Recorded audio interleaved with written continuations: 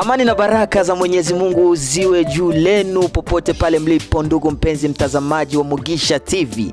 Leo uko na mimi Ali Ibn Daud ndani ya kipindi kipya kabisa, kipindi rasmi ambacho kimefunguliwa leo rasmi ndani ya Mugisha TV, Kipindi Maisha Yetu.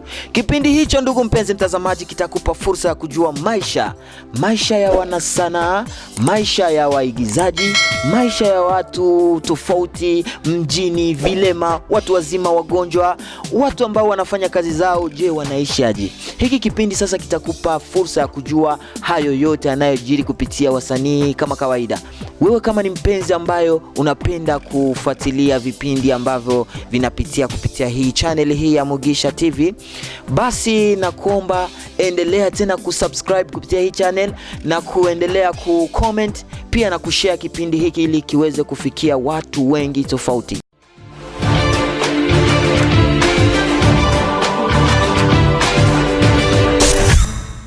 Okay, ndugu mpenzi mtazamaji, sasa leo tumeenda kumtembelea mtu gani? Mtu nani? Ni mkurugenzi wa Mugisha Movie Company. Mkurugenzi leo tumetembelea kwake, lakini tunaenda kumtazama mke wake. Leo hatumtazami mkurugenzi, leo tunamtazama mke wake mkurugenzi, yani Magaranamaz Hassan Asadullah. Kumbe sasa usichoke, leo tumeanzia nyumbani ili tujue yeye kwanza maisha yake yako vipi. Basi kana mimi alafu baadaye tunamfikiria.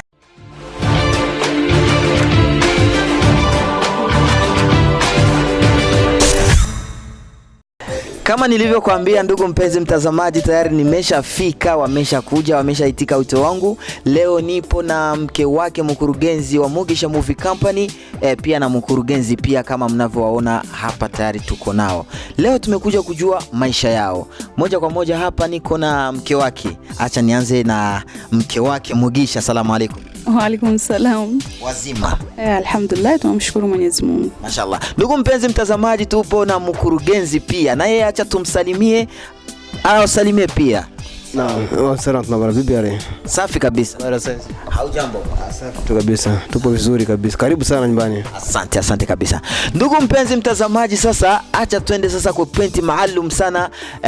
Pointi maalum leo kama nimekuambia, leo tumekuja kumtazama mke wake Mugisha. Yaani mkurugenzi hapa ni kama vile kudokezea tu kidogo. Okay. Mke wa Mugisha. Vipi maisha yenu hapa nyumbani yako aje? Maisha yetu yako tu vizuri, tunamshukuru Mungu, tunaendelea vizuri. Naam, tulikuwa tunahitaji kujua maisha katika tathnia hizi ambazo mume wako anajishughulisha nazo. Utuambie ni kitu gani manufaa ambayo mnayapata kupitia hizi tathnia? Hizi tasnia, acha niseme kwanza, kazi za mume wangu kwanza mimi mwenyewe nazipenda sana. Maana ni kazi ambazo ni za maadili, afu zina mafunzo ndani yake katika kufunza jamii. Unajua kitu unapotaka ukifanya kwanza unaangalia faida na madhara. Nilikuja kujikuta kwamba faida ni nyingi kuliko madhara. Maana watu wanafaidika katika elimu yake, anakuwa anafanya kitu ambacho iko very interested kwa watu, yani unakisikia kama emotionally ni kitu ambacho kinakupa idea ya maisha, kinakufaidisha mambo fulani. So kama hii michezo ambayo anakuwa anaigiza ya badilika na hinduka, ni mambo kwa kweli hata mtu mzima ukikaa unasema yes, this is it. Sababu gani? Ni mambo ambayo anakupa mafunzo na ana take time sana kuyafikiria na kusema ili aweze kufurahisha jamii. As for me kwa kweli na msupport 100% na anaona kama tunaendelea vizuri na ni kitu ambacho ni kazi, is our job. So kinatupa faida fulani sababu ndiye maisha. Jewe kama mke ni kitu gani ambacho unamsaidia anapokuwa anatunga? Maana tunaona kama anatunga vitu vya akili sana. Ukitazama filamu hasa hizi ambazo tuko tunaziona ziko zina trend kwenye mitandao ya kijamii, YouTube channel yake, tunaziona baadhi ya small short video ambazo zinapita pale, hinduka na badilika. Hizi we kama mke ni kitu gani unamsaidiaga mara nyingi sana? Kitu cha kwanza nakuwa naangalia muda wake wa kupumzika. Maana kusema utunzi wewe mzuri inabidi apate muda maalum wa kupumzika. Maana anapenda kazi sana. Kisha kwa kwenye my editing yake nini anakuwa iko busy. So nakuwa sana naangalia muda wake wa chakula, ale on time, alafu na apate kupumzika lisali moja mawili ili aweze kufanya kazi zake. Maana anatumia muda mwingi sana katika kutunga na kusoma vitabu sana.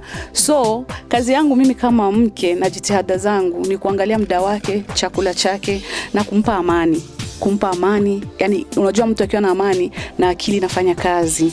Ndio kazi yangu kama mke, yani kumpa amani. Naam. Katika kazi zake za kuigiza filamu ama za kuimba kasida, wewe kama mke ni kitu gani ambacho kinakupa kero kwake? Siwezi nikasema kwamba kuna kinachonipa kero. No, because vyote mimi naona sawa. Kama kaswida anafunza, analeta mafunzo mazuri katika imani yetu, na wengi sana wanazipenda, wanafurahia. Aidha katika filamu ni hivyo. Kwangu mimi sina kero yoyote, isipokuwa tu katika mambo ya tasnia hapakosi mitihani, hapakosi fitna, hapakosi hasad. But tulishakuwa na system moja mimi na mume wangu inaitwa BB. Vireke virengane. Ndio maana yake. Yani viache vipite. Kabisa. Sasa hiyo BB ndio system ya maisha yetu. Yani mtu akisema we not there. Sisi tunaangalia tu mambo yetu, tunaangalia kazi zetu. Hatuko interested na watu. Maana tulikuja kujikuta ukiwa interested na vitu ambavyo watu wanasema, utajikuta umetupa mwelekeo, utajikuta umeharibu kazi zako, maisha yanaharibika. Sasa basi, angalia wewe kama wewe unafanya nini, jamii inafaidika nini, Mungu kafurahia haya. Basi, lakini watu just kuna kitu fulani, kwa mfano umesema kwamba hauna kero. Mimi napenda sasa uambie watazamaji, kwa mfano hivi ukiona Mugisha amecheza filamu na mwanamke mwingine huku wanaitana masheri shushu vitu mambo kama hayo, wewe unachukuliaje? First of all, acha niseme I trust my husband. Namuamini sana. Alafu is not the man of character kama hizo kisi unavyofikiria. Mimi najua kwamba akiwa kwenye kazi yuko kwenye kazi. Mimi mwenyewe muigizaji, Aisha nifunza uigizaji. So anapokuwa anacheza na mwanamke kama mke wake, mimi nakuwa hapo pale na navichukua tu kama ni kazi.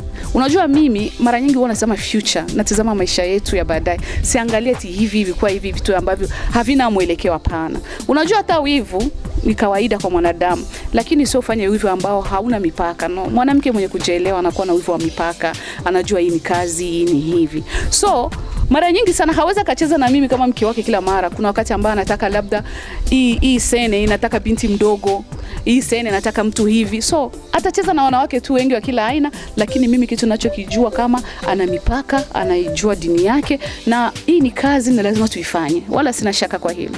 Okay, mke wa Mugisha. Kuna kaswida hiki na train kwenye mitandao ya kijamii ulioimbiwa na wako mume. Hii kaswida mara ya kwanza ulipoisikia, tulisikia kwamba ilikuwa ni surprise ambayo amekuandalia wako mume. Wewe kwako ulikuwa umeipokeaje? Let's say just it was wow. Kwangu ilikuwa a big surprise in my life. Kwa kweli anapenda sana kunifanyia surprises, but hiyo moja ilikuwa special. Very special, unaona. Ni kitu ambacho sikutegemea, sikufikiria, aliitunga sijui. Mara nyingi wakitunga kaswida naonesha mke wangu, naona hii iko vipi, umeipenda, tuimbe, iko je, kuna la kuongeza, naambia mimi naona iko safi. Lakini ya kwangu hakunaambia kitu hata kimoja. Ni just alitoka kwenye studio, akaja chumbani, akanifanyia kwanza surprise ya kuniimbia bila instrument, yani kwa voice. Nikasikia yani acapella. Yes. Nikasikia wow, this is beautiful. Ulifikiria vipi hivi? Mbona sikao nifurahisha? Afu ndo akanilizia sasa kaswida yenyewe. Kwa kweli sikufichi, nimefanya just 2 days niko nalia kwa furaha. Kumbe watazamaji, sasa muambie waume zenu na wenyewe watungie kaswida, na mwewe mnapata burudani. Unasikia kama mke wa Mugisha yani alishangaa sana kidogo roho imtoke. Sasa na mwambie waume zenu watungie, sio mbaki tu mnaikalia tu maneno. Waambieni waume zenu watungieni kaswida.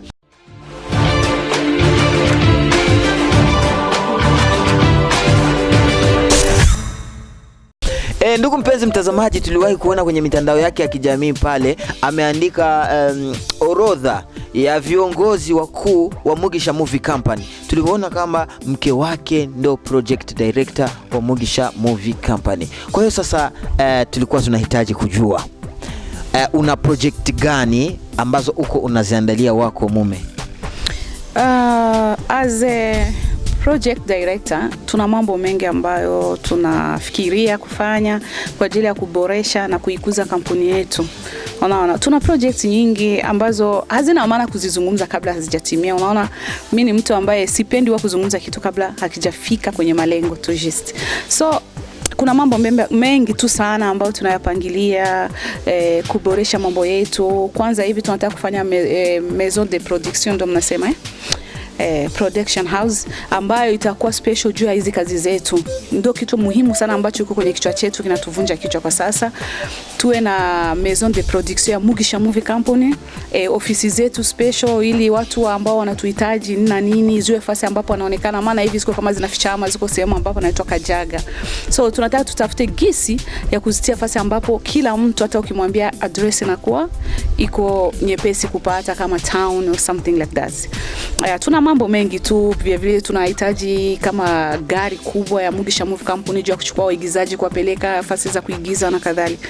So ni vitu ambavyo tunavipangilia, and we need more sponsors ambao mwenye atakuwa interested na mambo yetu anaweza kutusaidia ili tuweze kuboresha mambo, tuweze kufanya mambo yetu Burundi na yenyewe ionekane kama kweli na waigizaji wazuri na wacheza filamu wazuri, ni nchi yenye maendeleo. Na ni vitu gani ambavyo unaona wakiwasaidia katika hii kampuni unaweza kufika kwenye ingine hatua?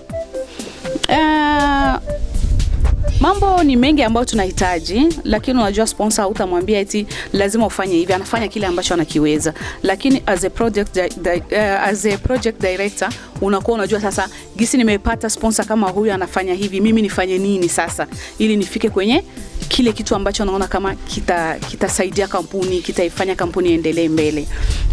So mtu mwenye kutaka kusponsor kitu haumpi kama vile unamwambia lazima ufanye hivi. No, anafanya kile ambacho anajisikia, alafu wewe sababu ndiye kazi yako ya kupanga project za kampuni, unafika unaona gisi tumepata msaada huyu, acha tuanze na hiki ambacho ndio kitaboresha, aidha kitafanya kampuni na kuwa kubwa na inaeleweka kwenye watu na inasikika na kazi zinaenda vizuri.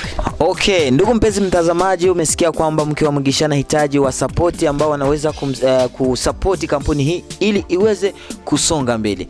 Acha tutoke kidogo kwa mke wa Mugisha alafu tutarudi kumuuliza tena ya mengine maswali. Acha kidogo kwanza tuende kwanza kwa mkurugenzi mwenyewe, kwanza tusikilize na yeye ametuandalia kitu gani. Kwanza swali la kwanza ambalo nimekuja nalo hapa nimekuja ili nimuulize.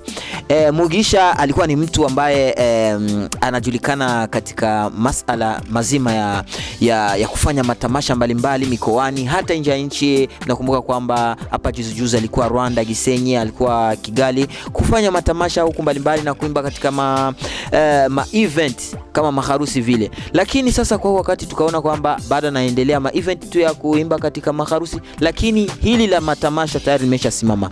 Hivi Mugisha, mkurugenzi wa Mugisha Movie Company, hili unaweza kulitatuaje? Kwamba tulikuwa tumepokea malalamiko huko nje kwamba umesimamishwa kufanya matamasha mbalimbali, yani wamekufungia kabisa, huwezi kufanya matamasha yoyote sehemu yoyote tu ile, yani wamekufungia, huwezi kufanya. Hili ni kweli ama kuna kitu fulani? Unaweza kutupa mwanga zaidi na zaidi?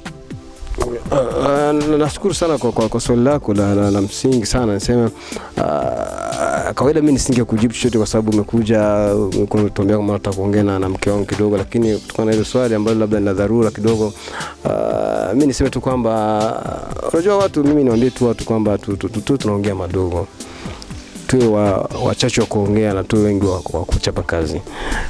Moja matatizo letu mjini, tunaongea sana na tunabuni sana na tunazua sana, umesikia huko. Mimi ni Mrundi, najivunia kwa Mrundi, najivunia kazi zangu na kazi zangu zinakubalika katika nchi yangu, zinakubalika na raia wa Warundi na wasiokuwa Warundi. Kwa hiyo hapa hajakuwa, wala sijaona, wala sifikiri, wala sioni katika ndoto zangu kwamba inaweza kufikia labda kwamba nisimamishwe mimi kufanya tamasha katika nchi yangu. Hilo sijui waliolizua au waliolileta wamelitoa kwa nani, na nitasimamishwa kwa lipi? Kwa nini isimamishwe?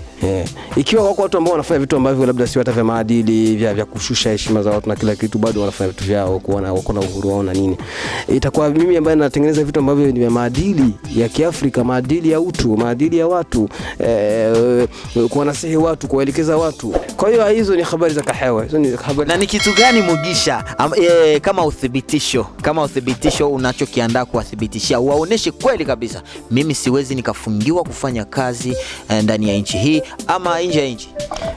Mimi nafikiri wasubiri tu, wawe na subira, kwa sababu kwa sasa tuna project nyingi ambazo tunazitengeneza, ziko filamu ambazo tuko tunafanya, ya kama mengi sana ambazo tuko tunaboresha kwenye Mugisha TV, hasa ukitazama kwenye mambo yetu ya channel. Kwa hiyo tuko busy sana na hili jambo, umeona, na ikifikia wakati wa matamasha kama yale walikuwa nazoea, tutawafahamisha, mambo yatakuwa wazi, sababu ni vitu ambavyo viko wazi, sio kwamba ati ni drug au mtu ambaye anauza droge, sio kwamba tunauza unga au tunauza vitu ambavyo viko kinyume vya kimagendo, hapana. Sisi tunafanya vitu ambavyo viko official. Mugisha Movie Company iko official, inafahamika kama serikali, inafahamika kwa watu wote. Kwa hiyo wakae tu mkao kula, kwa sababu vizuri viko vingi sana. Unajua mambo mengine huwezi kufanyia kwa limoja kwa wakati mmoja, haiwezekani. Lazima kila kitu kiwe na wakati wake, kiwe na wakati wake. Kuna wakati wa tamasha, kuna wakati, yani kama sisi tu kama kile mara nyingi wanasema sisi ni kama vile wakulima. Mkulima ana wakati wa kupanda, na wakati wa kupalilia, na wakati wa kuvuna, umesikia huko.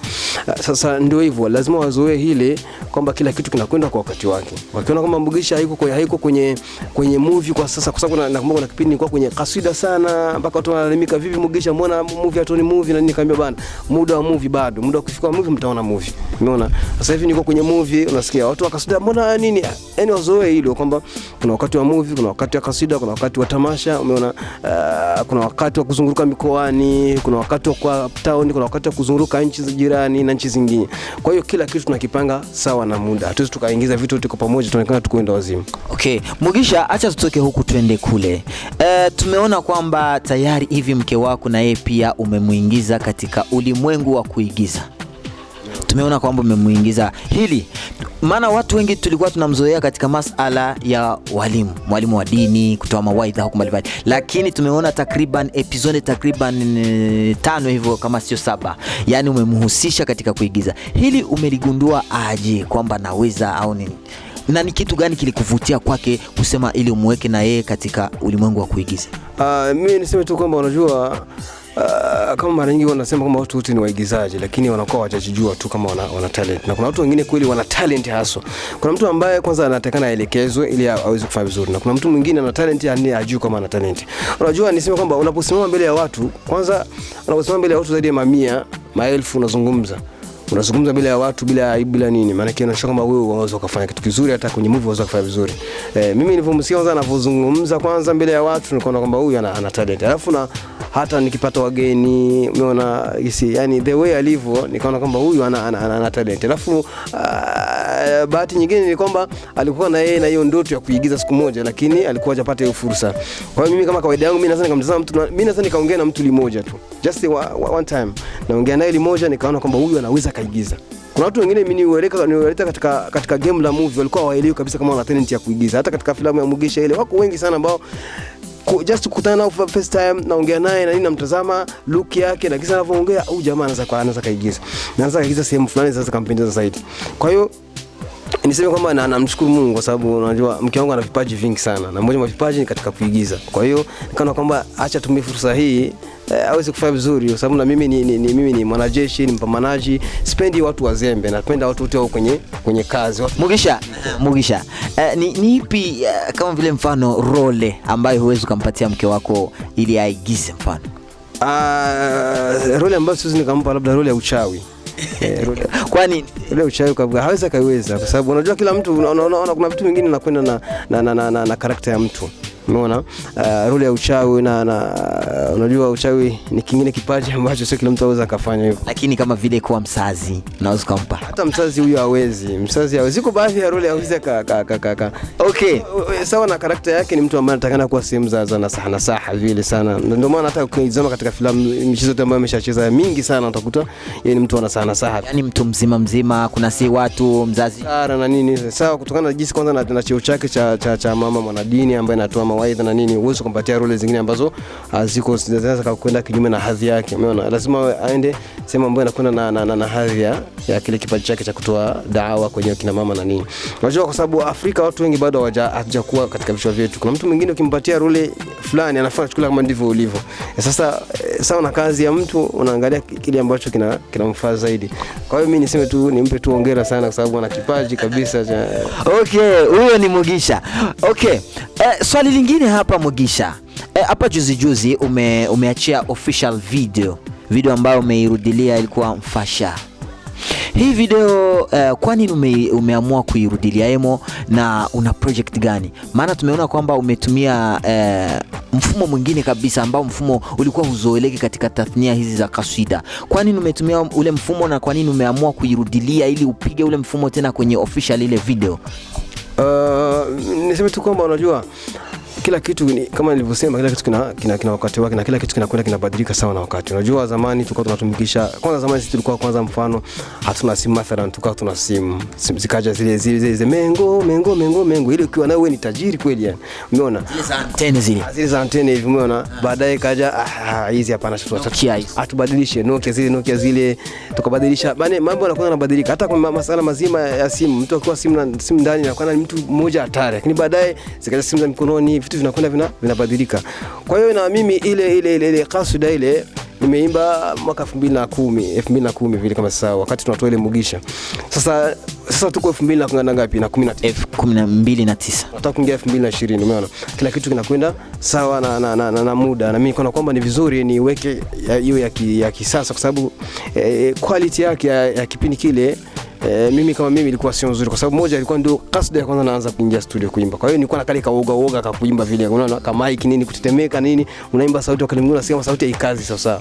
Yaani mwanzo ulikuwa unafikiri studio zile za kurekodi pako utakutana mangoma nini vyote. Unajua unajua kama kuna vitu vya hatari. Yaani ukiingia mle unakuwa unatetemeka ile frusi kaoga nini sasa. Yaani ilikuwa ile quality nzuri sema kama naweza nikaiweka kwa sasa 2019. Kwa hiyo nikaona kama ni vizuri nipambane haswa niweke iwe ya kisasa, iwe nzuri zaidi, iwe yenye ladha zaidi ili kuhakikisha kwamba inawavutia watu zaidi kwa sababu sisi ni kama wapishi. Mpishi kila siku anajuaza vipi ataboresha kitu ili watu wakila chakula chake wasikie very good, very nice no. Alafu kwa nini nimetengeneza katika ule mfumo nimetia mfumo sana wa maadili sana wa tamaduni ya Kirundi. Kuonesha kwamba hata sisi kuna watu wengine wanajua kwamba mtu mfano kwa Muislamu labda Muislamu na watu wafanya mahanga ni mtu sana. Hiyo moja kwanza lazima unaonyesha kwamba kuna watu ambao ni Waislamu lakini pia ni Warundi na wanapenda mila ya Kirundi. Alafu pili nimetaka yani kuipromote mila zetu za Kirundi. Watu waone mbona mjama kavaa hivi huyu jamaa ni Mburundi no. Kwa hiyo ni katika njia hiyo tunavyoili kupromote mila zetu, kupromote tamaduni zetu ili dunia nzima wazifahamu na wazione. Na ukitazama hata katika ile video kuna sehemu kuna mzungu mmoja yule Mfaransa anaitwa Madame Lydia na alikuwa na mama yake pale, walikuja wanakutana tuna rekodi pale, basi wakafurahia sana, akataka na wenyewe ingie kwenye video apige angalau picha na zingine amechukua kapeleka kwao. Maana yake amefurahishwa na kile kitu. Kwa hiyo mimi ni mzalendo sana. Mimi niseme kama mimi ni mzalendo, napenda vitu vya kwetu, napenda vitu vya kinyumbani sana. Ndio maana wakati mwingine nataka nivipitishe katika hizo kazi zangu ambazo natazama na mabilioni ya watu duniani. Yeah. Okay, Mugisha, tungali katika huyo mfumo wa uzalendo. Tumesikia habari kwamba upo katika maandalizi makubwa sana ya kuiandaa filamu yako ambayo inaitwa inaitwa baadhi yake. Hiyo filamu Mugisha, wewe kitu gani ambacho uko unataraji kubadilisha? Maana tunakujua katika filamu Mugisha ahadi nyingi zipo nyingi bilikunzira my paradise. Ni kitu gani ambacho unataraji kubadilisha kabisa hii? Maana tumesikia kwamba ni filamu ambayo itatengenezwa ki Burundi kweli, yani kitamaduni. Ni kitu gani wewe unataraji kubadilisha haswa? Mimi niseme kwamba kwanza kitu kimoja Unajua unamzoea Mugisha kila siku ananyanyaswa vile, umeona? Ananyanyaswa Mugisha kwenye matatizo na nini. Kwa sasa amebadilisha kidogo, maana yake Mugisha ndio atanyanyasa. Unaona, hicho cha kwanza. Yaani mimi nitamkomoa mtu pale. Yaani hiyo mimi nibadilisha kidogo kwa sababu watu wasinzoee katika unyonge na nini. Yaani uzoe maana mimi naweza nikabadilika nikashika role zote nikachapa. Mimi sio mwenye kuonewa na mimi naweza nikamuonea mtu. Umeona katika hiyo filamu. Alafu pili na imani wenyewe wataona kama kuna utofauti mkubwa hata katika production. Tutajaribu kufanya vitu ambavyo ni vya kisasa vizuri venye kueleweka zaidi na zaidi. Okay, acha sasa tutoke kwa Mugisha, alafu sasa turudi kwa mke wa Mugisha ili kumalizia kipindi chetu Maisha Yetu. Kipindi sasa cha leo ni Maisha Yetu. Acha turudi kwa mke wa Mugisha, tumuulize maswali mawili tu, alafu ndio tumalizie kipindi chetu. Mke wa Mugisha, tunaona kwamba Mugisha hizi siku ashabadilika sana. Uzuri umeongezeka, na kitambi tena kimeshaanza kuja. Ni siri gani unatumia ili kumfanya wako mume vizuri?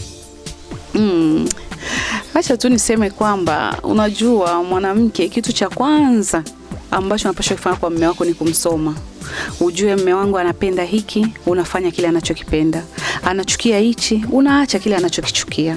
Utakapofanya mambo mawili, tayari moyo wake utapata amani. Na amani inamfanya mtu uso unapendeza, akila chakula unaona kinamfaa na kadhalika. So kitu kikubwa tu kwanza ni kumjua mume wako anapenda nini na anachukia nini, afu kavitumikia ukavifanyia kazi.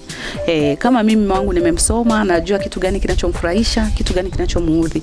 Alafu hayo ndio ninayafanyia kazi zaidi, na nausia wanawake wenzangu wenye kwenye ndoa, kitu kubwa ni kuwasoma waume zetu ili tuweze kwenda pale ambapo wenyewe wanapenda, ikiwa kweli unataka kuiboresha ndoa yako, na ndicho ambacho ninakifanya.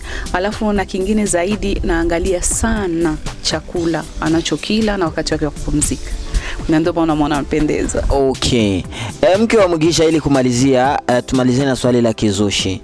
Ni swali gani ambalo unaweza kujiuliza wewe mwenyewe na ujijibu? Swali ambalo unaweza kujiuliza.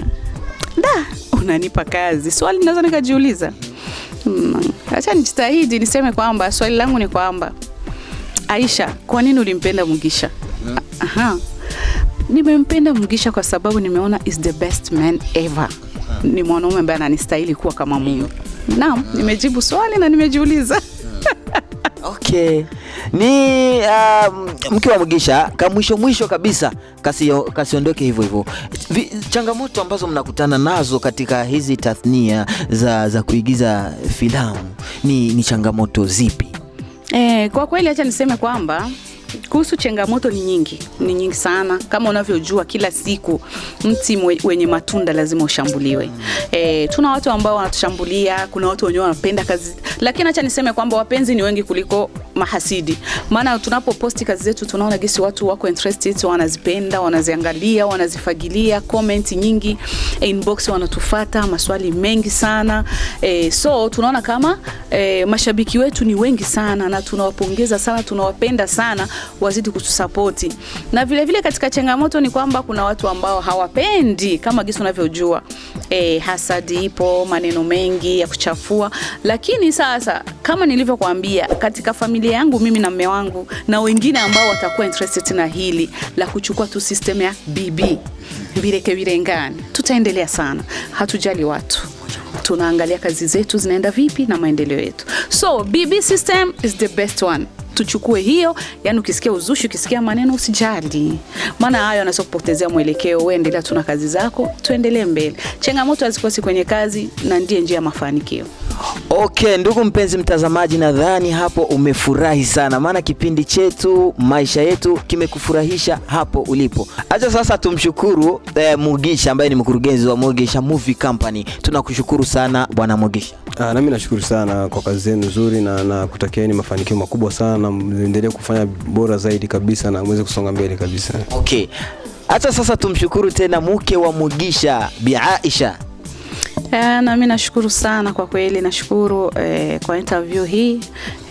Nataka tu kuambia mashabiki zetu, watakapokuwa wanaingia kwenye channel wasahau tu ku comment, like, na wale wapya wasahau ku subscribe ili tuweze kupeana nguvu.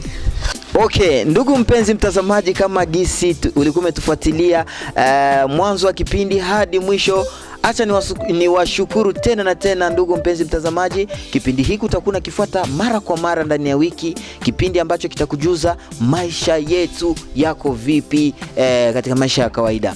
Kama kawaida sasa, ndugu mpenzi mtazamaji, usisahau kusubscribe kupitia channel hii, usisahau na kucomment pia na kushare ili wengine waendelee kupata mafanikio zaidi. Kwenye microphone ulikuwa na mimi Ali Ibn Daud, behind the camera uko na Ashura. Huyu ndo cameraman wangu, tutakuwa tuko naye katika kipindi hiki. Bye bye.